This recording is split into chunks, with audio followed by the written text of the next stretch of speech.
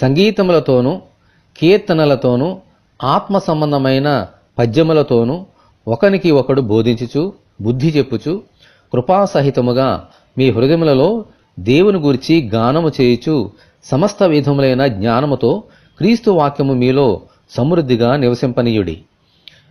మనుషుడు రొట్టె వలన మాత్రము కాదు గాని దేవుని నోట నుండి వచ్చు ప్రతి మాట వలన జీవించును అని వ్రాయబడిన ప్రకారము ఈ లోకములో మన ఆత్మీయ జీవితములు దేవుని చిత్తానుసారముగా కొనసాగాలి అని అంటే జ్ఞానమై ఉన్న దేవుని వాక్యము మనలో సమృద్ధిగా ఉండాలి.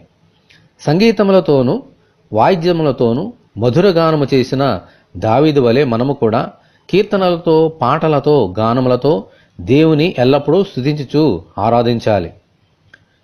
ఇజ్రాయేలులు ఎర్ర సముద్రమును దాటిన వెంటనే తంబురలతో దేవుని గానము చేసి ఆరాధించారు.